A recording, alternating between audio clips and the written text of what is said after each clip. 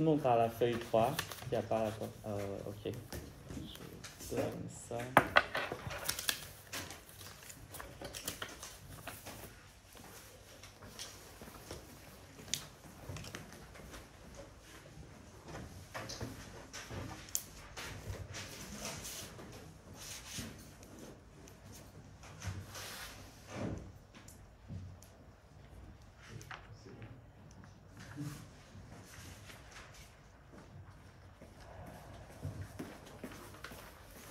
Ok, très bien. Et on était sur... Oui. Ah, d'accord. Oh, pardon. C'était... My bad.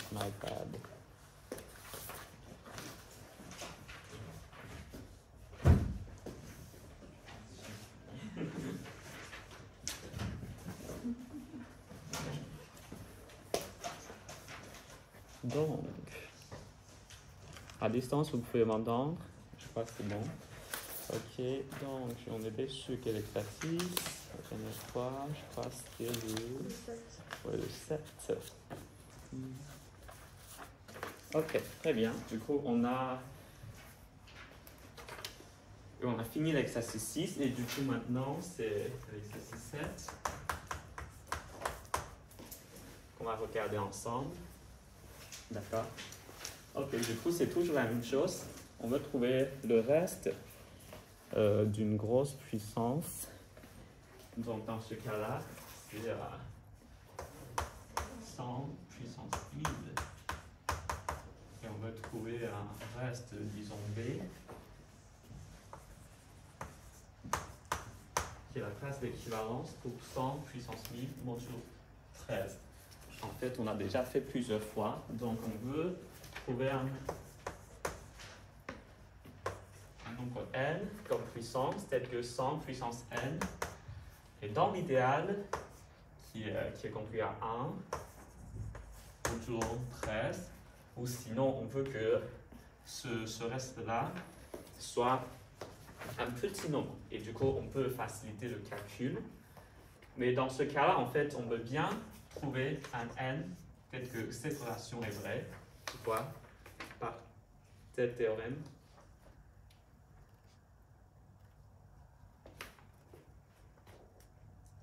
Mais bien sûr, on peut toujours faire le calcul, comme par exemple, on peut calculer le reste de 100 modulo 3, et après, on peut toujours faire un tableau comme ça, comme ce qu'on a fait la dernière fois. Mais en fait, dans cette situation-là, on peut faire plus simple. Parce que 13, c'est un nombre premier, et 13 ne divise pas 100. Donc le PGCD de 100 et 13 est égal à 1. Et est-ce que vous avez déjà vu, par exemple, le petit théorème de Fermat? Et je peux vous rappeler que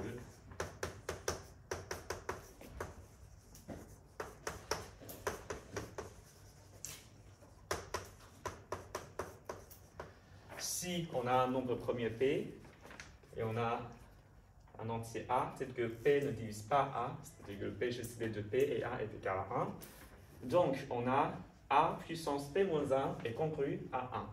Ça, c'est le petit théorème de Fermat. En fait, on a même une généralisation dite théorème de Euler. On remplace P moins 1 par la fonction d'Euler. Vous avez déjà vu ça en cours ou pas? En fait, par ça c'est le nombre d'éléments inversibles dans la classe d'équivalence modulo P. Donc, dans ce cas-là, P n'est pas nécessairement un nombre premier, puisque ici, si P est premier, ça c'est juste automatiquement P-1. Mais si P n'est pas premier, et si A est un élément inversible dans les classes dans les classes de congruence modulo P, on a ça. Donc ça, c'est une généralisation. Mais dans notre situation, ça suffit déjà parce que 13 est un nombre premier et 100 n'est pas divisible par 13. Donc, on a 100 puissance 12 congru à 1 modulo 13. Et donc maintenant, c'est très simple. Il faut juste faire la division d'Euclide de 1000 divisé par 12. Et après, ce qu'il reste, c'est juste le reste. Et on met le reste comme puissance et on calcule ça. D'accord. Ok. Donc, on fait la division Euclide.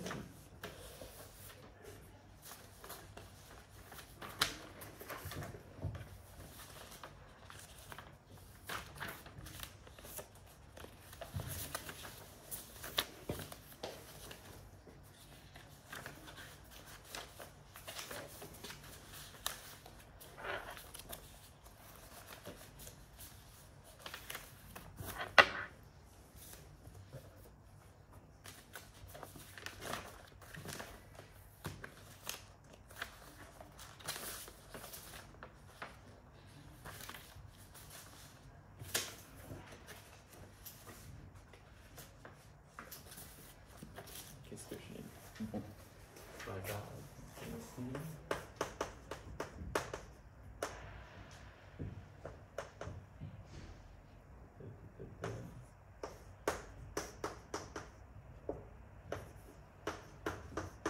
Ok. Voilà, si je ne compte pas, et donc le reste c'est 4. D'accord. Donc.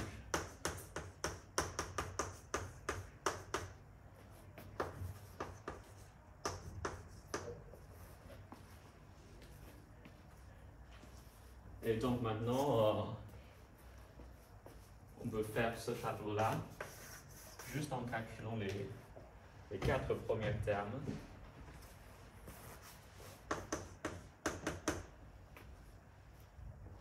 Donc modulo 13, c'est à 9, c'est ça? Oui. Et donc 100 au carré, c'est...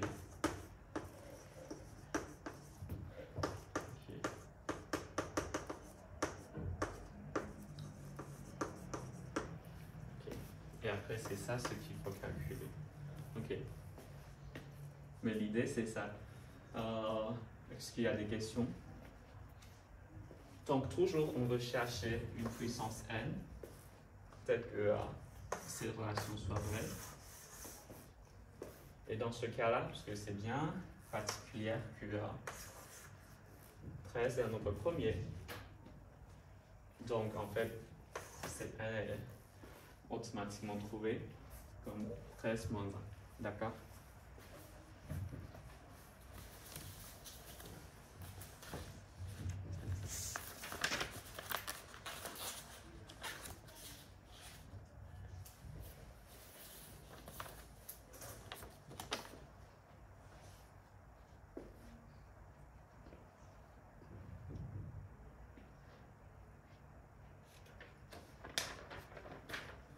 Ouais, en fait, ici, on peut faire un peu mieux.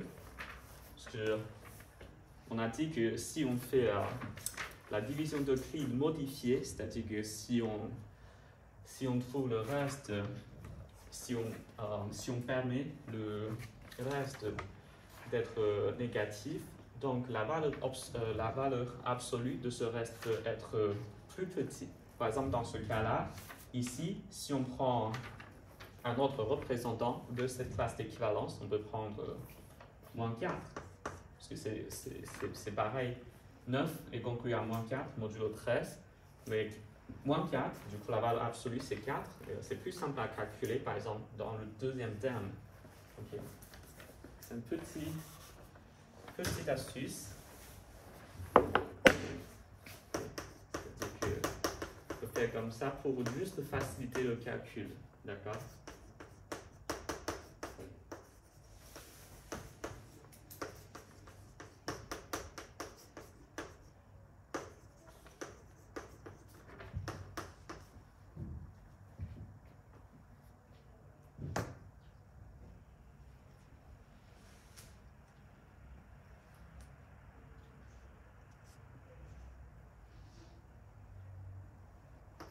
réponse c'est...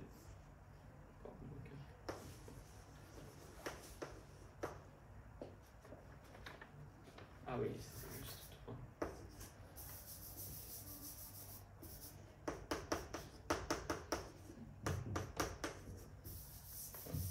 C'est ça. Ok.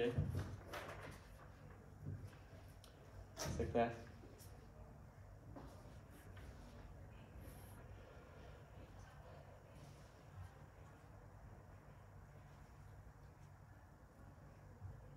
Donc, ce qu'il faut retenir, c'est le petit théorème de Fermat. Et après, c'est presque automatique. D'accord? Et pour l'exercice suivant, je crois que c'est à peu près pareil. Qui a déjà préparé l'exercice 8? Oui? Bien.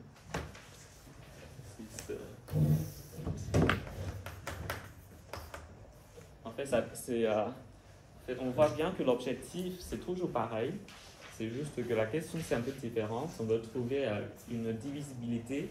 Mais dans ce cas-là, ça revient de trouver juste le reste de chaque terme. Modulo combien? Modulo 13. Ok. Donc maintenant, c'est la même question, mais pour deux nombres. 2 puissance 70 et 3 puissance 70. Et voilà.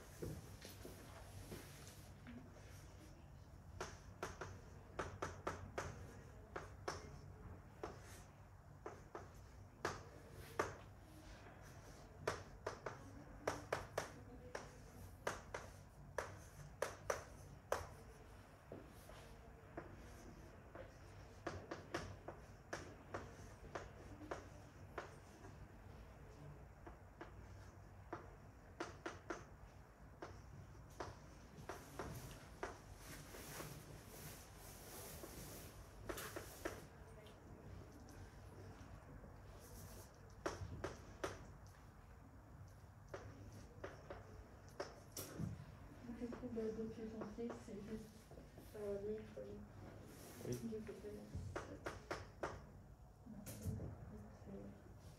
Moins 3.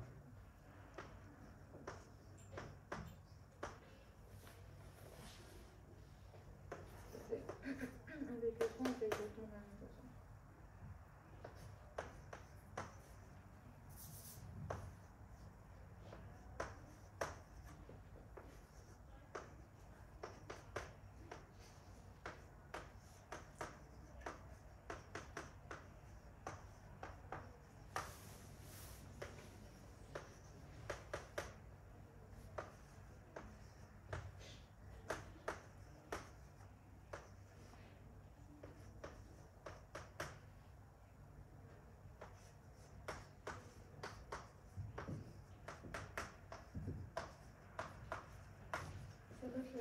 Ouais. Oui, c'est très bien. Ouais. Tu peux expliquer ça à tous tes camarades. Oui, c'est très bien. En fait, on voit que c'est presque le même objectif. C'est qu'on veut trouver le reste de 2 puissance 70 et 3 puissance 70 modulo 13. Et après, on fait l'addition et on veut savoir si la somme est bien conclue à 0. Et du coup, c'est ce qu'elle a fait, Carmen. Tu peux expliquer? Ouais. Là, j'ai commencé par utiliser Fermat, comme on a fait dans la question précédente. Oui, c'est ça, exactement. Ensuite, j'ai essayé de calculer le 2 puissance 10 et 3 puissance 10, qui était facile à faire en mettant tout le temps au carré. Là, j'ai 2 puissance 2 au carré. Je remets au carré, et... oui, c'est ça, exactement. Oui, c'est ça. Oui, en fait, ça, c'est encore le même astuce qu'on a utilisé. En fait, on aurait pu écrire 9, mais en fait, c'est plus simple de mettre moins 4, okay, parce que la valeur absolue, c'est plus petite, et après, ça facilite le calcul. Ok, merci beaucoup. Oui, c'est exactement ça. Ok, il faudrait vraiment comparer les deux exercices. C'est la même idée. C'est toujours important de trouver ce nombre-là, mais par le petit théorème de Fermat, parce que bien, dans cet exercice, et aussi le cas que 13 est un nombre premier, et 2 et 3 sont premiers à 13. Donc, on trouve automatiquement 12 qui sert comme indice ici, peut-être que 2 puissance cet indice est conclu à 1.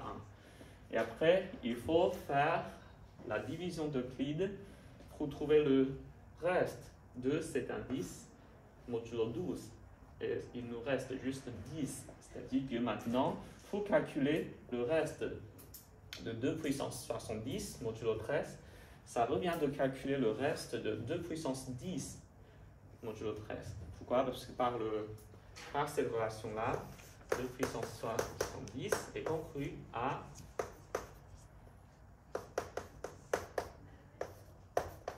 ce truc-là. Mais ça, c'est quoi? Ça, c'est en fait, vous l'écrire comme ça. Mais là, 2 puissance 12 est déjà conclu à 1. Donc, parce que on sait toujours que le calcul de concluence, on peut toujours le faire juste avec le reste. C'est-à-dire que ce n'est pas la peine de calculer tout ça et prendre le reste. On peut prendre le reste pour chaque terme et on fait le calcul. Donc, on peut d'abord prendre le reste de ça, modulo 13, qui est 1. Donc, ici, ça c'est fait. Donc, il nous reste juste 2 puissance 10. D'accord? Et voilà. Et après, il faut juste calculer 2 puissance 10. Et on commence par 2 puissance 2. Et après, on prend le carré de 2 puissance 2, c'est 2 puissance 4. Et après, on prend le carré. Et du coup, c'est comme ça. Okay. Il y a juste un petit astuce ici. Si on prend 9 ici, on doit calculer 81 modulo 13, mais si on prend moins 4, et ça c'est plus facile. Et ici c'est exactement pareil pour 3. D'accord? Ouais, par exemple, on peut écrire moins 4, et ici c'est juste 3. Ouais, et après 9, et c'est encore moins 4, et après c'est 3. D'accord?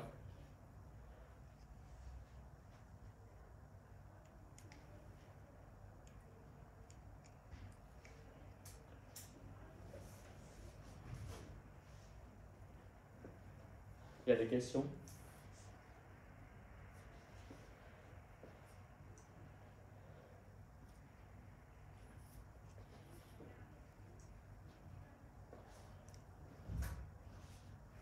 C'est bon?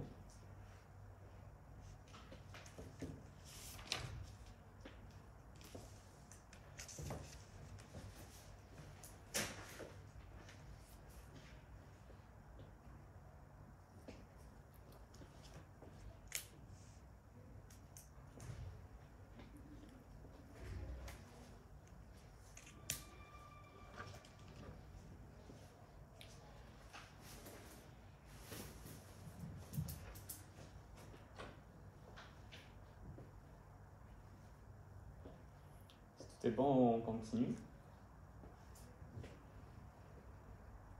Quelqu'un d'autre veut venir écrire l'exercice 9, par exemple?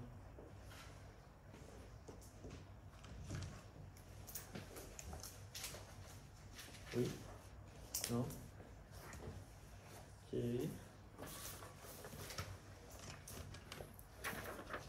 Je peux effacer ici.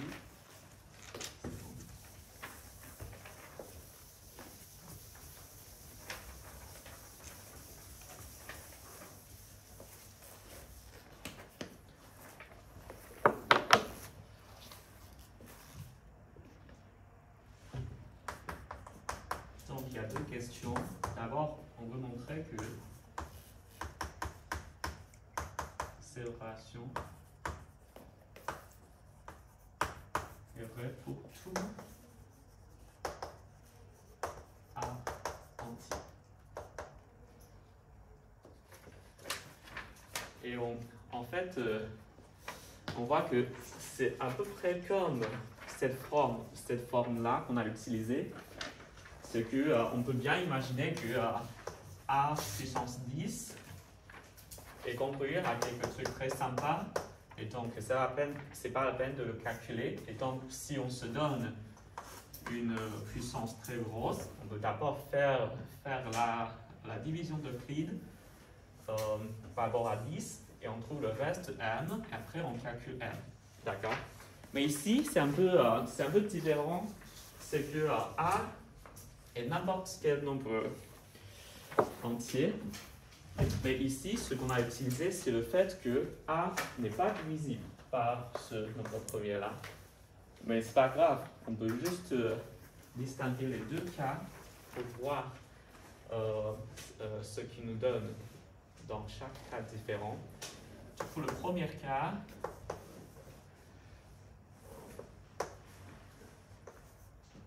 quand P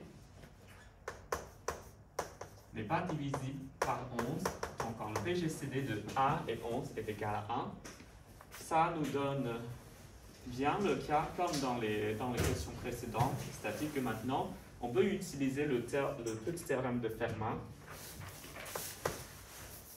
Dans ce cas-là, A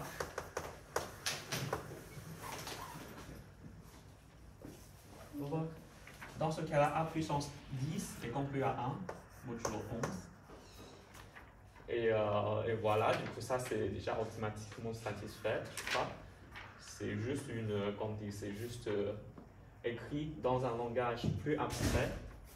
Et c'est pas un nombre précis, mais on a fait donc la division de Euclide par rapport à 10, et on prend le reste, M, et après c'est ça. Okay. Et sinon, A doit être divisible par 11. Mais ça, c'est même plus simple.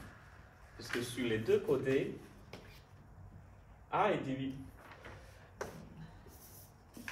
Si 11 divise A, 11 divise toutes les puissances de A. D'accord?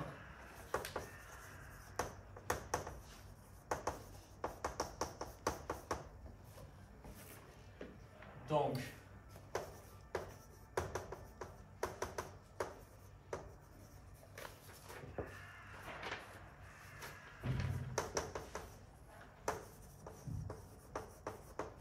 cette concurrence est juste triviale, parce que les deux membres sont conclus à 0. D'accord? Donc on peut conclure que pour tous les A, ça c'est vrai. Okay. Ce genre d'argument, c'est très souvent vu en mathématiques, c'est que s'il y a une situation où on connaît bien le résultat, donc on peut juste distinguer les cas différents. D'abord, on regarde la situation idéale, et après, on regarde les autres cas, et on se demande s'il y a d'autres choses qu'on peut faire pour soit ramener le cas un peu, comme dire, spéciaux dans le cas qu'on connaît bien, soit s'il y a d'autres propriétés même plus simples qui peuvent faciliter le calcul. Donc, dans ce cas-là, c'est ça. C'est-à-dire qu'on a déjà vu que si 11 ne divise pas A, on connaît déjà le résultat par le petit théorème de Fermat. Et donc, c'est pour ça qu'on traite d'abord ce cas simple, entre guillemets, mais après, on voit que en fait, l'autre cas est même plus simple. Et en résumant tout ce qu'on a trouvé, on peut conclure que en fait, ça, c'est vrai pour tous les A entiers. Une question posée par Emily. Ah, ok, c'est juste que ok, vous voyez pas très bien le tableau. Ok, je vais écrire plus gros pour que vous voyez mieux.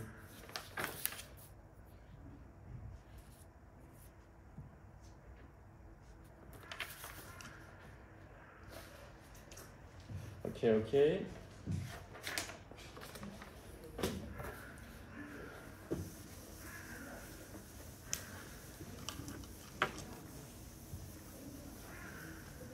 après, la deuxième question dans l'exercice 9, c'est un calcul spécifique.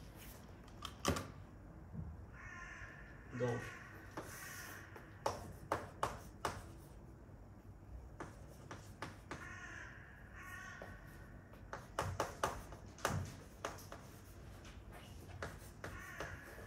on veut juste appliquer ce qu'on a trouvé ici, c'est qu'on peut toujours simplifier cet indice-là en le ramenant à un reste dont la valeur absolue est plus petite que 10. Parce qu'on peut toujours faire d'abord la division euclidienne, la division d'Euclide par 10, et donc le reste est toujours plus petit que 10. La valeur absolue de ce reste est toujours plus petit que 10, et même mieux plus petit que 5. Et après, faire des choses plus simples. Mais ça, ok, le reste par rapport à 10, c'est toujours très simple à trouver, puisqu'on écrit le nombre dans la base 10, et donc le dernier chiffre, c'est juste le reste. D'accord?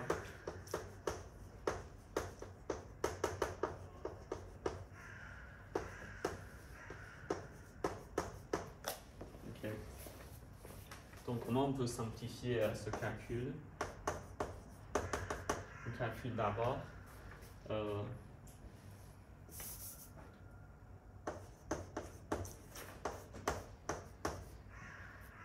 le reste de 2019 divisé par 11. Okay.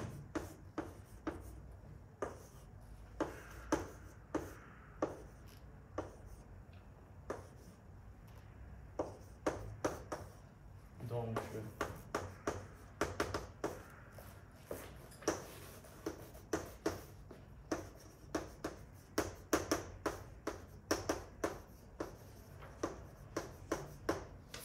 d'accord.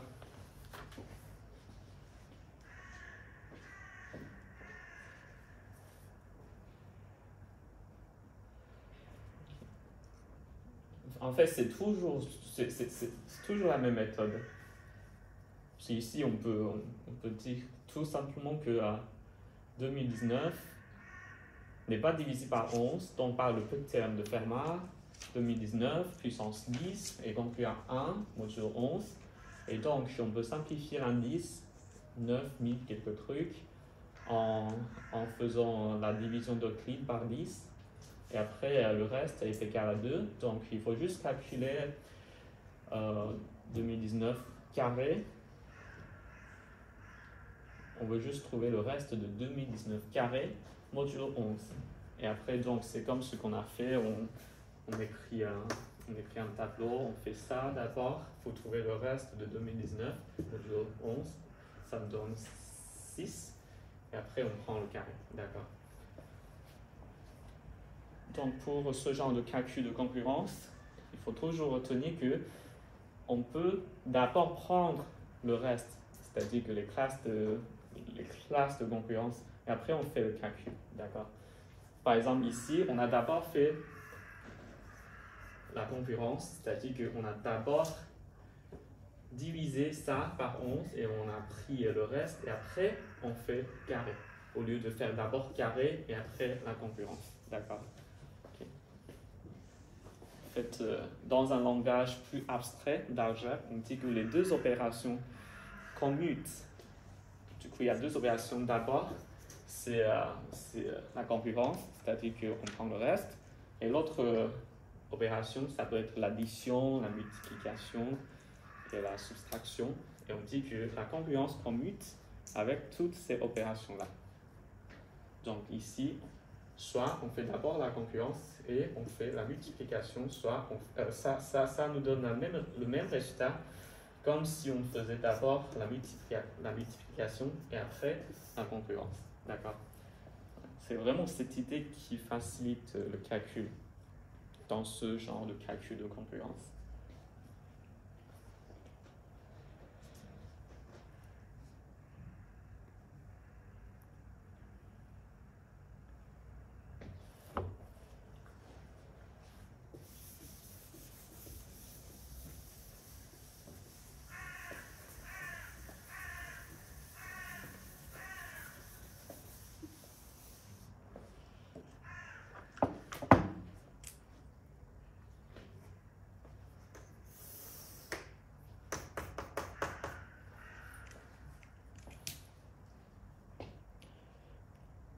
Ok, l'exercice 10 est un peu plus intéressant.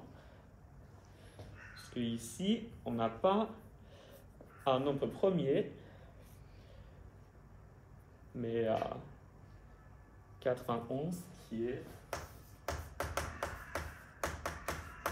produit de 13 et 7. D'accord. Donc c'est une variante.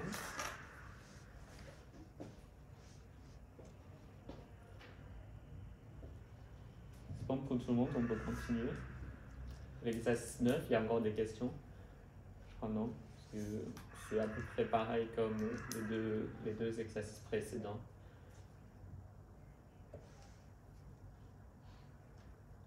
Ok, donc on regarde l'exercice 10 ensemble. Ok, ici ce qui est... Ok, du coup c'est toujours le même type de question. On se demande le reste d'une très grosse puissance, d'un très gros nombre. Ce qui change, c'est juste ce truc-là, d'accord. En fait, on sait déjà faire ça et ça.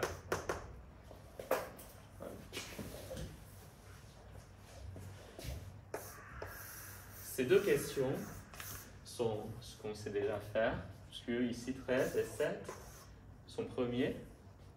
Et donc, ici, par le plus de théorème de Fermat, c'est juste la même méthode, on peut faire comme ça. Mais maintenant, on a 91 ici, qui est un produit de 13 et 7. Donc, comment on peut utiliser ces deux informations pour trouver le reste là? En fait, je crois qu'on a déjà vu ça la dernière fois. Ça, c'est exactement comme dans l'équation de concurrence. Si on se donne deux types de... si on se donne deux équations comme ça, et on veut résoudre cette équation, ça me donne quoi? Ça me donne exactement une autre équation dans cette forme. D'accord? C'est-à-dire que maintenant, c'est une question de... Ok, on suppose d'abord qu'on connaît déjà les réponses ici. Ça, c'est conclu à A modulo 13, et ça, c'est conclu à B modulo 7. Et comment trouver le reste modulo leur produit? 13 fois 7. Oui? Excusez-moi, pourquoi est-ce qu'on cherche 2019 puissance 9102 et pas puissance 2018? Ah pardon, ok. J'écris n'importe quoi, oui. Dans ma tête, c'était toujours ce nombre-là. Ok. Et bien sûr, vous comprenez bien que c'est juste des nombres un peu aléatoires. C'est que si on sait comment faire, ça peut marcher pour toutes les indices. Ok. Ouais, dans la question, c'est ça. La puissance, c'est 2018. On peut même faire, par exemple, 2020. Qui est une mise à jour de cette feuille, je crois. Ok, donc si on connaît déjà ces deux nombres-là, et comment on peut utiliser ces deux informations pour trouver ce nombre-là. Ok, en fait, si on note ça, okay. En fait, on voit que ça, c'est juste une solution pour les deux équations. Comme ça. Okay. Mais en fait, ces deux équations sont équivalentes à une équation comme ça. C'est juste ce que vous venez de faire dans le contrôle continu. Okay. Parce que ici, 13 et 7 sont premiers entre eux. Donc, deux équations comme ça sont équivalentes à une équation comme ça. D'accord? De cette forme-là. Donc ici, si on connaît déjà A et B, donc ça, c'est une solution pour les deux systèmes. Donc, ça, c'est équivalent à dire que ça, c'est une solution pour X congruent à C. Mais C, c'est calculable à partir de A et B, comme ce que vous avez fait dans le contrôle continu. C'est qu'on fait d'abord l'algorithme d'Euclide pour trouver la relation de Bézout entre 13 et 7, et après on prend les combinaisons linéaires de A et B pour les deux termes qui apparaissent dans la relation de Bézout. Et ça nous donne C. Et je crois que ça, c'est ce que vous avez déjà vu aussi la dernière fois. au cours de TD, on a vu ça aussi. Okay. Avec un langage plus abstrait, on peut dire que la classe d'équivalence modulo 91 est uniquement déterminée par la classe d'équivalence modulo 13 et modulo 7. Ah, d'accord. C'est-à-dire qu'on peut juste imaginer les deux vraiment comme les coordonnées pour les classes d'équivalence modulo 91. Okay. Pour savoir la classe d'équivalence modulo 91, si et seulement si on connaît déjà les classes d'équivalence modulo 13 et 7 respectivement. D'accord.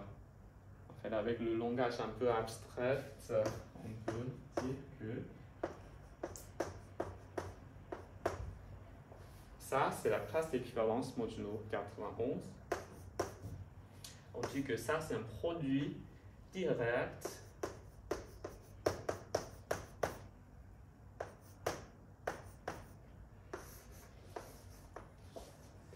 de deux groupes. En fait, les deux sont des groupes, mais maintenant, vous pouvez imaginer, ok, du coup, ça dit quoi? Okay.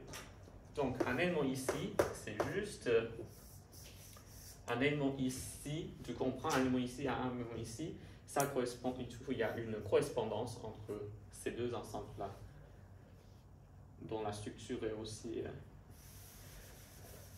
bien préservée. Et ça, c'est avec le langage un peu abstrait, je crois que vous allez voir ça peut-être plus tard dans le cours, peut-être la deuxième partie. Mais ici, c'est juste rare. Si on peut trouver les deux nombres, ça nous donne la réponse modulo leur produit. D'accord? Ok, donc on va faire ça. Oui, question? Sinon, on pourrait utiliser le théorème d'Euler, non? Pour 80. Ah oui, c'est ça, on peut aussi utiliser ça en fait. Ah oui, en fait. Ça, oui, en fait. Parce que c'est 2019 qui est censé de modulo 13. Oui, ça c'est combien? 70. Oui, c'est ça. Oui, exactement. En fait, on peut aussi utiliser ça. En fait, ça, on peut même le regarder comme un corollaire de ça. Pourquoi? Ok, je vais expliquer ça. Ok, en fait, oui. Du coup, ça, c'est la première méthode. Et après, oui, très bien, ça, c'est la première méthode. Et après, comme Carmen a dit, on peut aussi utiliser la deuxième méthode. Ça, c'est la fonction de... Donc...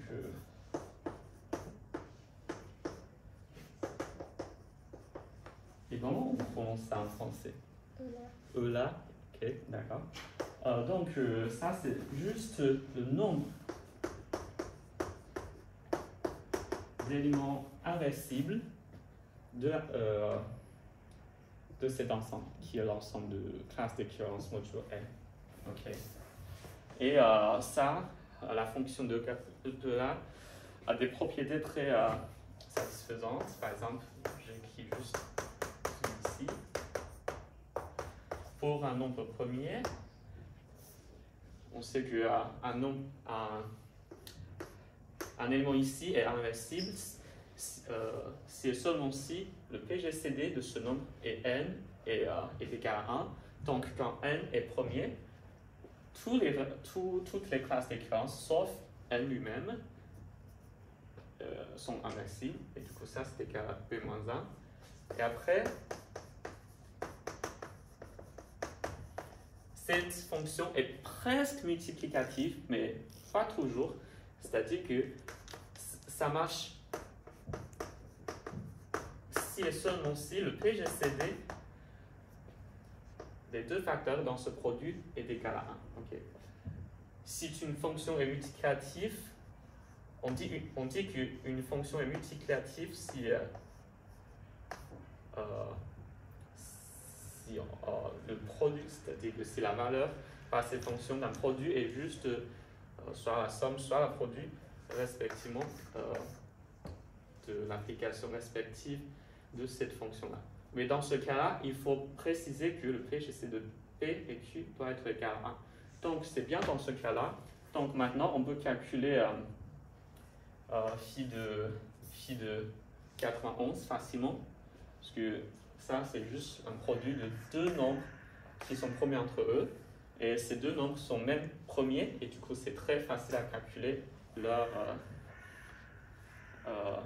valeur de phi de 13 et phi de 7. Et donc on peut savoir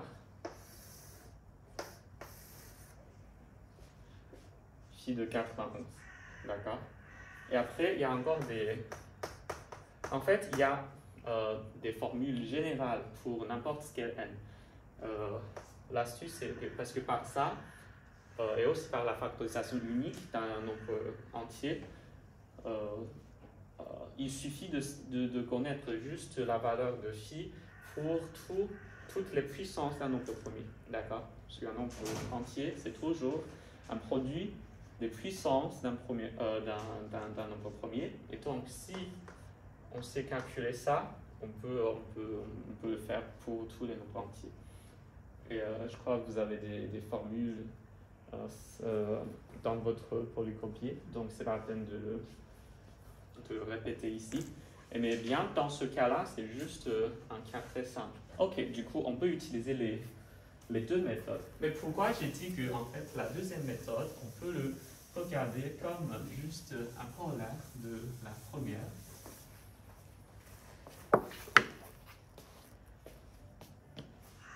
Parce que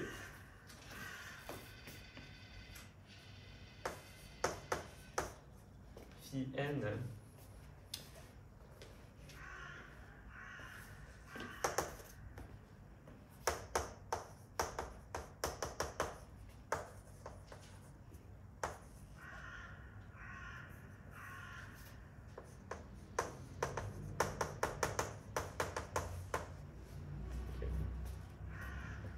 c'est pas exactement un corollaire, mais en fait, ok.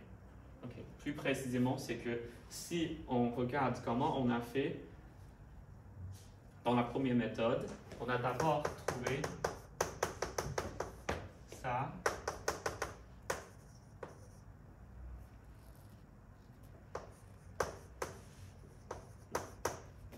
Et après ça.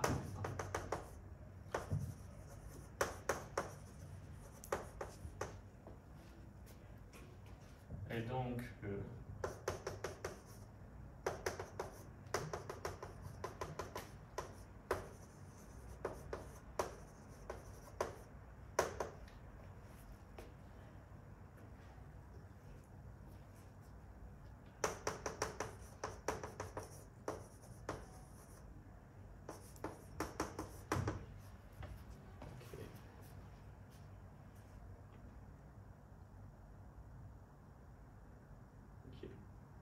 bon, on peut le regarder ensemble. Okay. C'est pas vraiment exactement la même méthode. Ok. Ce que je veux dire, c'est que si, en fait, si on veut trouver une puissance de... comment dire?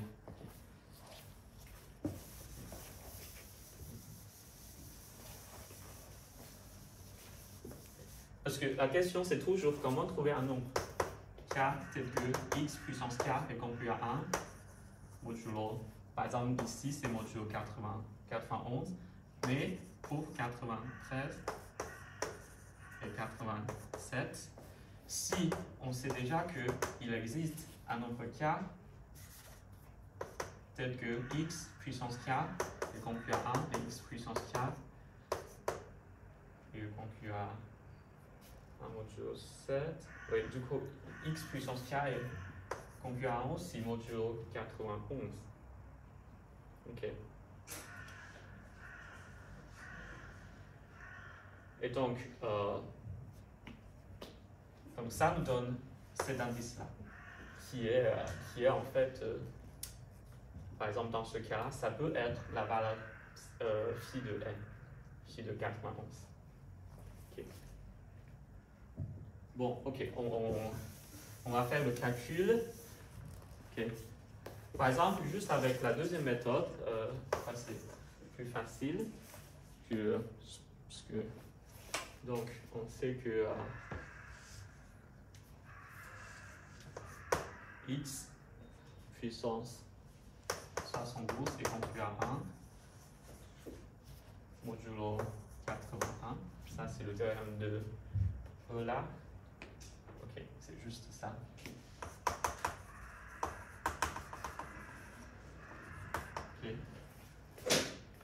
Et après, l'indice en question, c'est 2018.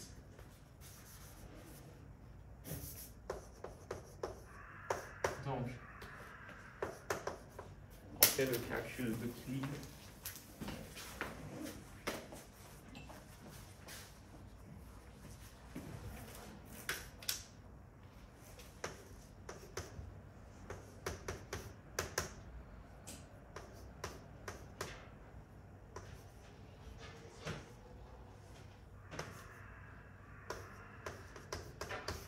Et le reste, c'est 2.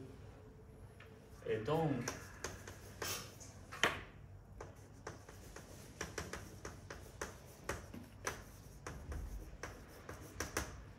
il faut juste calculer 2 termes. Okay. Le premier terme, toujours 91, est conclu à combien? 17. 17. Je n'ai pas fait le calcul, mais ok.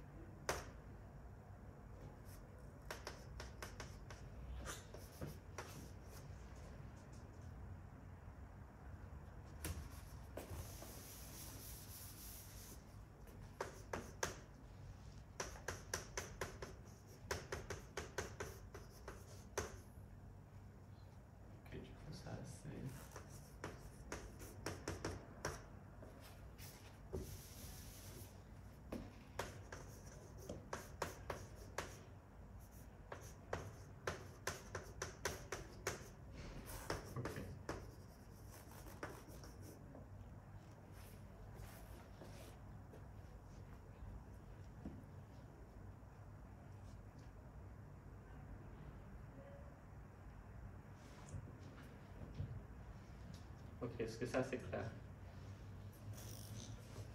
Ok, donc c'est juste le calcul qui est quand même un peu, il y a quand même un peu de calcul à faire à la fin, mais bon, ok. Mais en fait, si on utilise la première méthode, en fait, on peut aussi utiliser la première méthode pour vérifier ce résultat. Comment on peut vérifier ce résultat directement? Okay. Par exemple, on sait bien que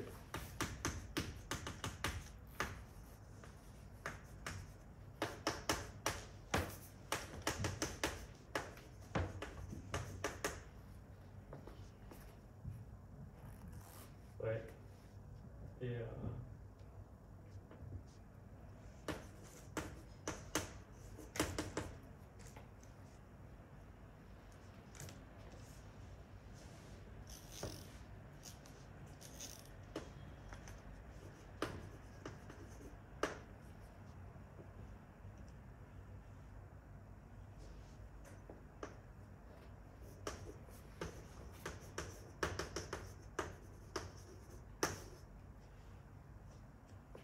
ouais, ça va être très bien.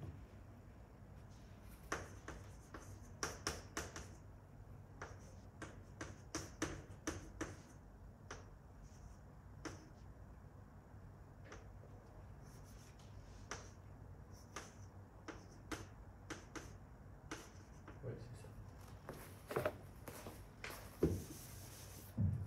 Donc,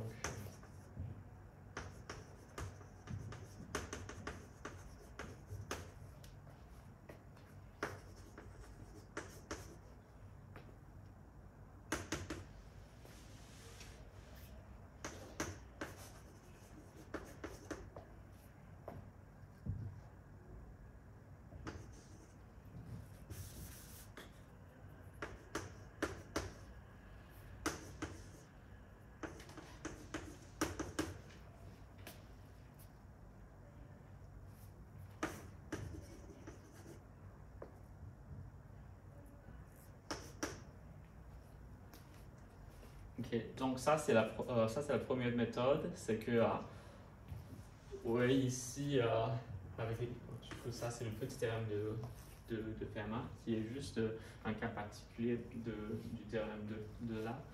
Et après on fait la division d'Euclide. pour trouver le reste de 2.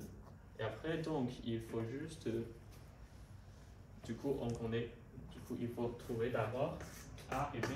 Donc, dans ce cas-là, on va trouver, et après 6. Okay. Donc, maintenant, il faut juste trouver un C, tel que C est computé à 4.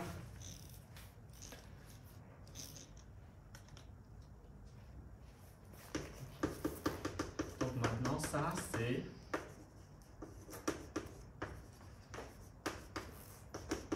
les deux équations-là. Ça, c'est équivalent à une question de cette forme.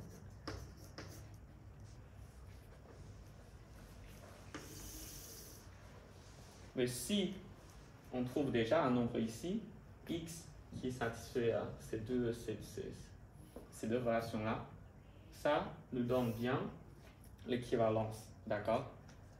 Par exemple, non, c'est 3.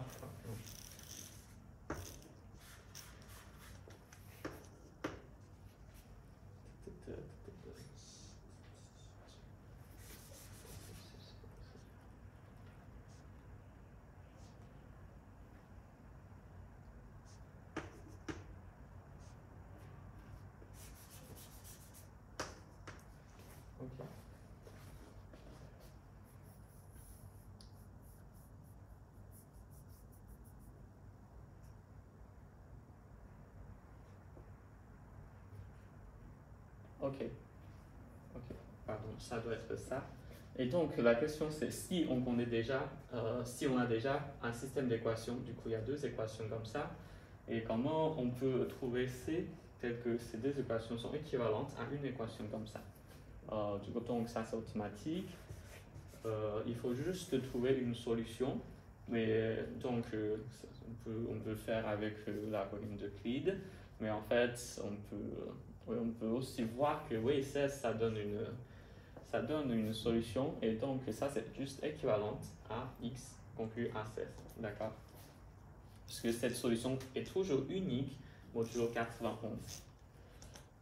Donc c'est pour ça qu'on peut aussi calculer, on peut aussi trouver ce reste-là en calculant juste le reste par rapport à 13 et 7 respectivement.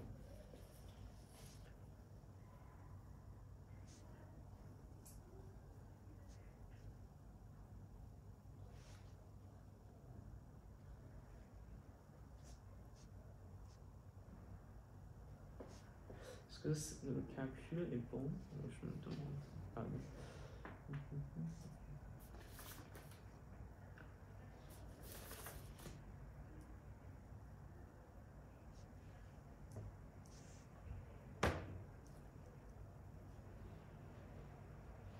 Ah oui, c'est bon.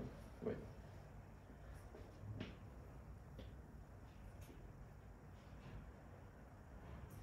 En fait, cette méthode, c'est toujours très important de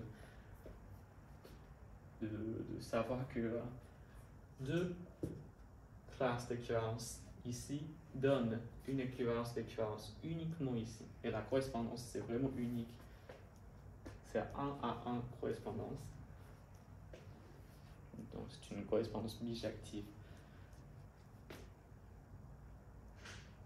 C'est-à-dire que si on trouve, par exemple, avec la méthode qu'on a utilisée, il y a une méthode standard avec laquelle on peut trouver 16. Mais en fait, si par hasard on trouve un nombre qui satisfait déjà ces deux relations-là, ça, on peut juste le mettre ici, parce que c'est unique. D'accord?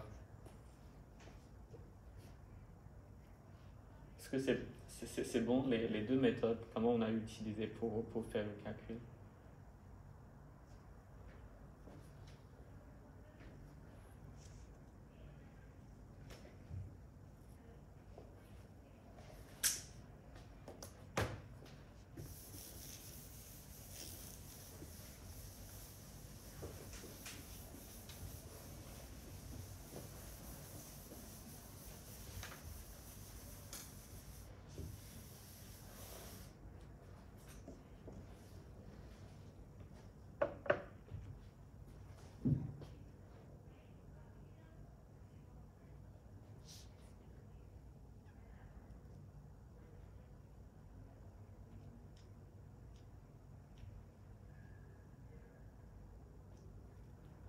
Ok, c'est bon si pas de questions?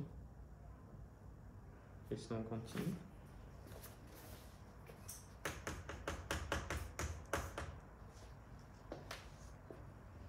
Ok.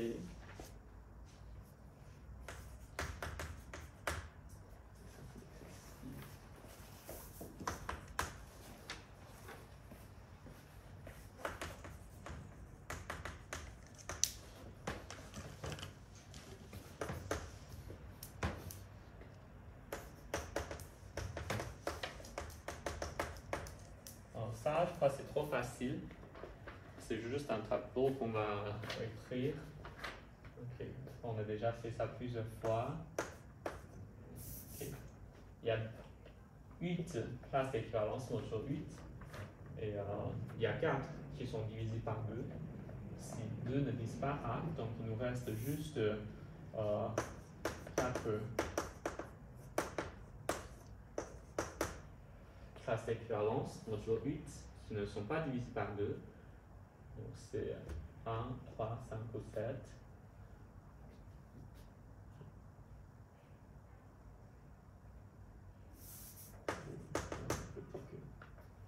Y compris à quelques trucs qui est ici. Et donc maintenant, il faut juste calculer le carré. Ça nous donne toujours 1. Okay.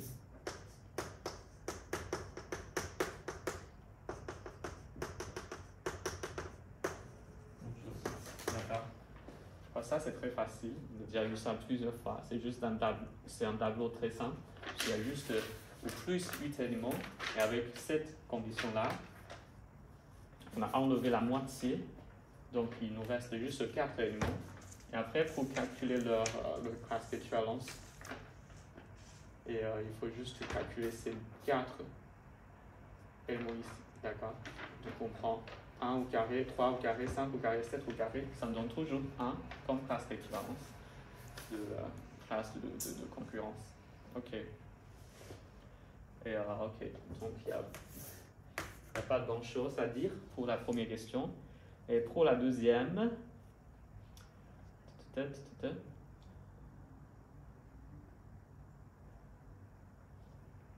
ouais, on peut toujours faire un tableau comme ça avec 24 éléments, mais oui, on peut le faire. Mais en fait, est-ce qu'on peut faire un peu mieux? Parce qu'on voit que 24, en fait, ça a une factorisation comme 8 fois 3. D'accord?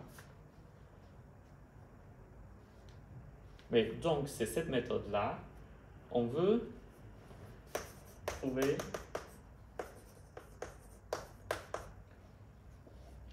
le reste de A au carré. A au carré, c'est juste le X là. OK.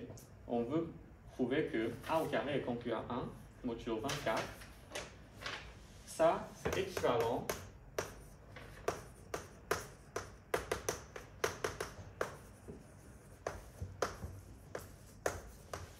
juste pour 8 et 3. OK. Donc, il faut juste trouver les coordonnées entre guillemets de 1 dans ces deux classes-là. OK. Pourquoi je dis coordonnées? Parce que 1, c'est un représentant dans Z modulo 24, Z. OK, j'écris encore une fois avec ce langage abstrait. Ça, c'est... OK. Ça facilite un peu, comment dire, on peut comment voir ce problème. C'est-à-dire qu'on a un élément ici, 1, ça correspond uniquement à deux éléments ici dans chaque groupe. D'accord? OK. Mais dans ce cas-là, c'est trop facile. Parce que la correspondance est unique, il faut juste trouver deux éléments qui satisfont ces relations. Et ça, c'est l'unique numéro auquel 1 correspond. Donc, bien sûr, 1 satisfait cette relation-là. C'est-à-dire que 7, on peut dire que ça, c'est une équation, mais en fait, on peut juste dire que cette égalité-là, c'est équivalente à deux égalités comme ça. égalité de concurrence. Est-ce que ça c'est clair pour tout le monde? Parce que déjà, d'un point de vue de résoudre une équation de concurrence, on peut dire que ouais, si on regarde x concurrent 1 et x modulo 8 et x concurrent 1 modulo 3, ce système d'équations sont équivalentes à juste une équation modulo 24. Ok. Et comment on a trouvé tous ces coefficients 1, 1, 1 ici? On peut dire que ouais, c'est par le processus standard. On a fait d'abord l'algorithme de Euclide, après on a fait la combinaison linéaire. Mais en fait, ça peut être plus simple ici. C'est que dès qu'on trouve juste une solution, on peut dire que ça c'est unique, ça c'est la solution unique. Okay. C'est-à-dire que tout type d'égalité comme ça sont équivalentes à deux égalités modulo 8 et 3 respectivement. C'est-à-dire que, par exemple, si on veut prouver que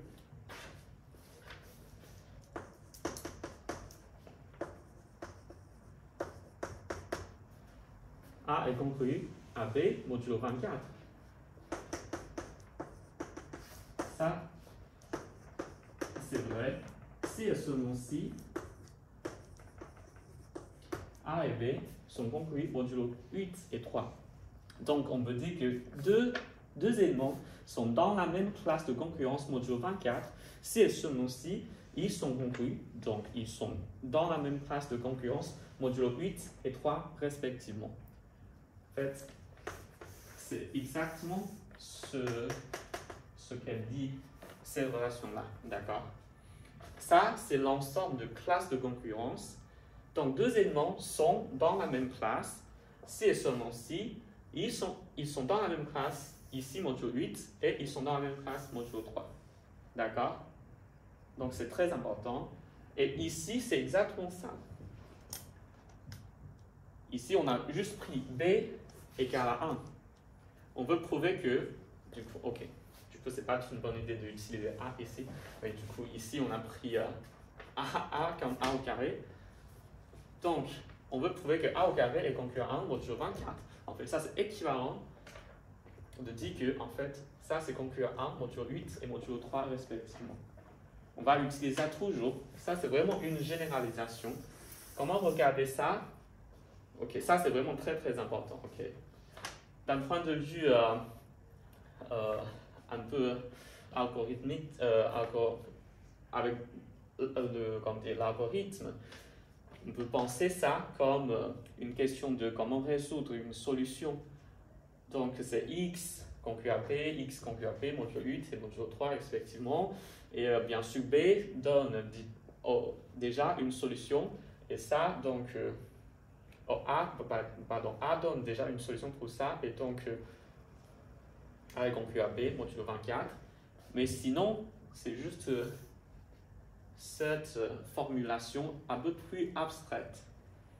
C'est-à-dire que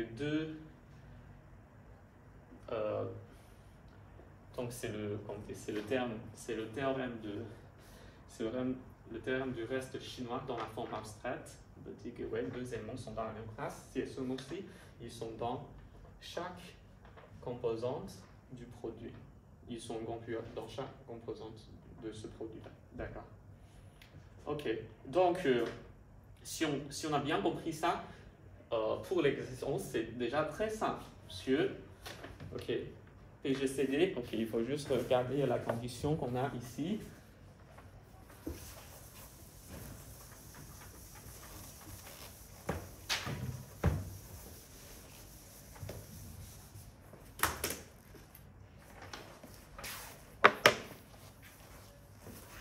Ici, PGCD de A et 6 est égal à 1. Ça veut dire quoi? Ça veut dire juste que 2 divise par A et 3 ne divise pas A. D'accord? Avec 2 ne divise pas A, on peut conclure que A au carré est conclu à 1 modulo 8. C'est juste dans la première question. Et juste la même méthode, on peut conclure que A au carré est conclu à 1 modulo 3. Ça, c'est parce que 3 ne divise pas 1. Du qu'on écrit juste un tableau avec 3 éléments, 0, 1 et 2, et on peut dire que A au carré est concurrent. Ok. Et ça nous donne juste ce résultat automatiquement. D'accord?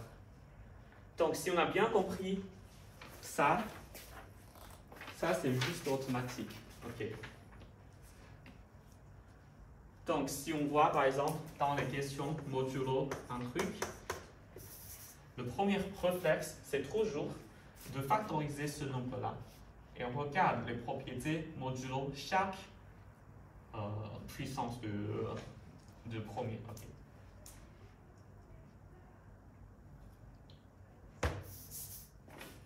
Okay. On va illustrer encore une fois cette méthode en regardant la troisième question dans cet exercice. Ok, par exemple, ici, on veut trouver une relation de concurrence modulo un nombre vraiment bizarre. Vraiment. Donc, a priori, on ne sait pas pourquoi il y a ce nombre-là, mais maintenant, on a déjà la leçon que la première chose à faire, c'est toujours de factoriser ça. D'accord? Et donc, la factorisation,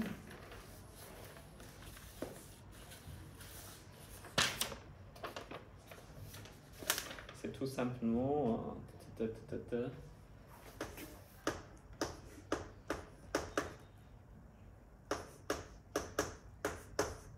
le produit des 5 premiers nombres premiers. D'accord?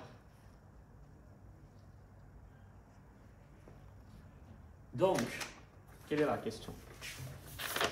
On veut savoir, ok, on veut prouver une égalité de concurrence modulo ça. Ça, c'est équivalent à un système d'égalité modulo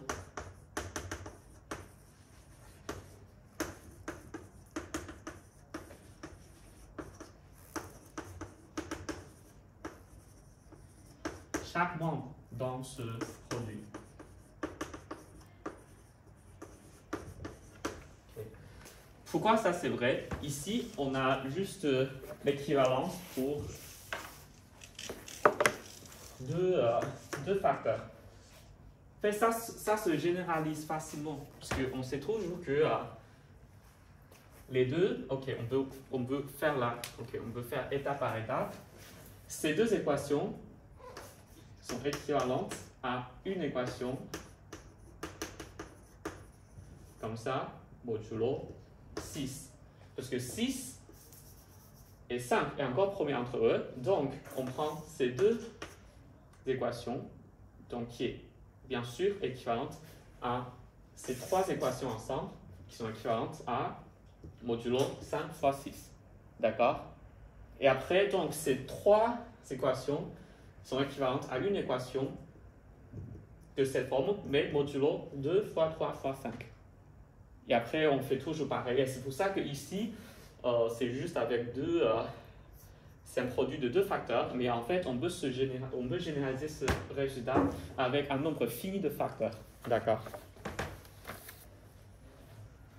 Donc, ça, c'est ce qu'il faut prouver. Mais maintenant, c'est juste très clair, parce que tout ça sont des nombres premiers, donc on peut juste utiliser le théorème de Fermat. Et on a déjà vu ça, je crois, dans la question, je ne sais pas lequel.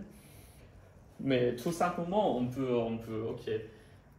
Ça, c'est toujours vrai. Pourquoi? Parce que, ok, modulo 2, ok, c'est trop facile. Peut-être on regarde ce cas-là. Ok, modulo 13, par le petit théorème de Fermat, soit, ça c'est toujours vrai. Pourquoi? Quand 13 ne divise pas A, ça c'est par le petit théorème de Fermat. Quand 13 divise A, ça c'est automatiquement vrai parce que les deux membres sont concurrents à 0.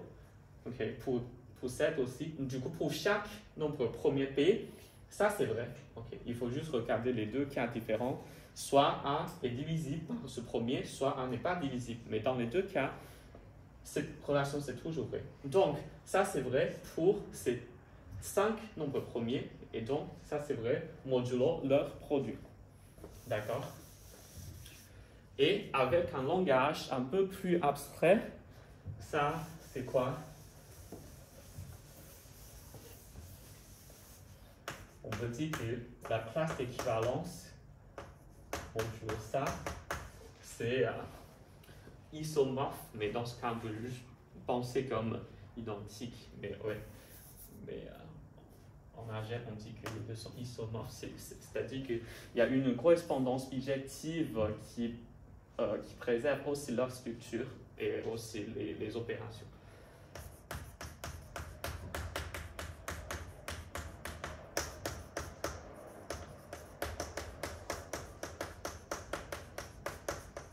D'accord?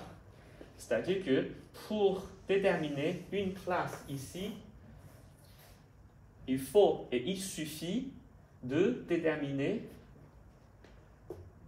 sa classe dans chacun des membres à droite. D'accord? On peut imaginer que ça, il y a 5 coordonnées. Et il y a un n nom ici qui correspond à ces coordonnées. Du coup, c'est juste les classes de concurrence dans chacun de ces groupes-là, de ce groupe-là. D'accord? Donc, toujours, l'information importante, c'est ça. C'est-à-dire que pour prouver une égalité de concurrence, modulo ça, modulo un nombre n, par exemple, il suffit de prouver ça modulo les facteurs qui sont premiers entre eux. Ok, peut-être même un peu plus abstraite.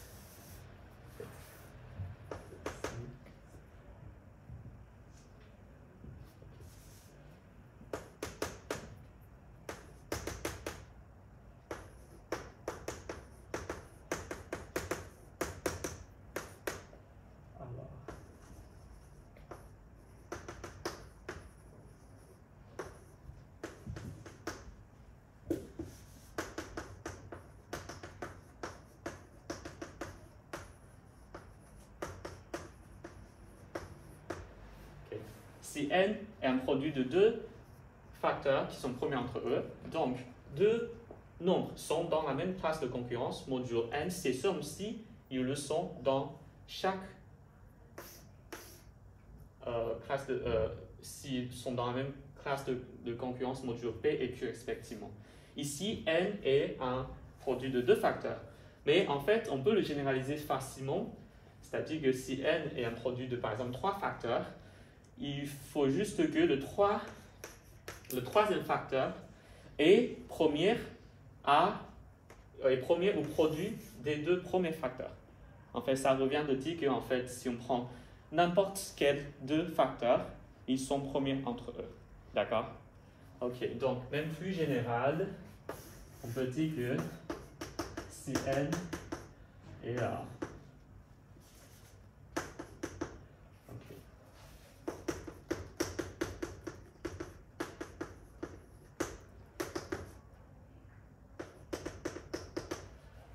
Si n est un produit, et ça, c'est pas nécessairement vraiment la factorisation unique dans le théorème d'algorithme fondamental, mais ça peut être n'importe quelle factorisation dès que le PGCD de chaque facteur, les facteurs sont toujours premiers entre eux si on prend n'importe quel 2 facteurs. D'accord?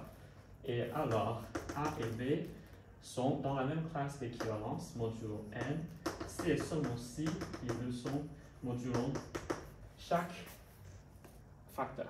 D'accord?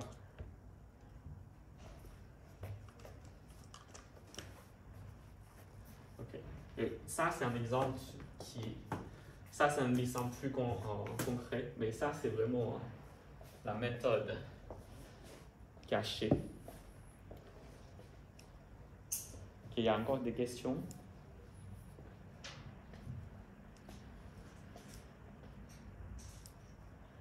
Et ça explique aussi pourquoi on peut toujours transformer deux équations de concurrence en une équation. D'accord? Okay. Ce qu'on a fait, c'est juste de trouver la correspondance, comment dire, explicite. Si on se donne deux coordonnées, ou plusieurs coordonnées, dans la classe de concurrence modulo chaque terme, comment on peut trouver l'unique élément ici qui le correspond. Ça, c'est ce qu'on a fait, par exemple, dans le CC aujourd'hui. D'accord. Il y a encore des questions? Ok, sinon, Sinon, à la prochaine. Et maintenant, je crois que ce n'est pas la peine de vous envoyer toujours des mails pour prévenir le CC et le lien de vidéo. Parce que j'ai créé un playlist sur YouTube et du coup, j'ai mis les vidéos dans la même liste. Ouais. Pour le prochain CC, c'est jusqu'à ce qu'on a fait aujourd'hui? Oui, c'est ça, jusqu'à ce qu'on a fait aujourd'hui. Du coup, pour le CC, c'est toujours comme ça. On a un CC tous les lundis et ça porte toujours sur ce qu'on a vu jusqu'à lundi dernier. Okay. Donc, pour le prochain CC, ça va jusqu'à ce qu'on a vu aujourd'hui. D'accord. Et donc, je ne vais pas vous spammer toujours avec des mails en disant la même chose. Okay. Et aussi pour la vidéo, c'est toujours dans la même playlist. Du coup, c'est le même lien, quoi. Ok, au revoir tout le monde à distance.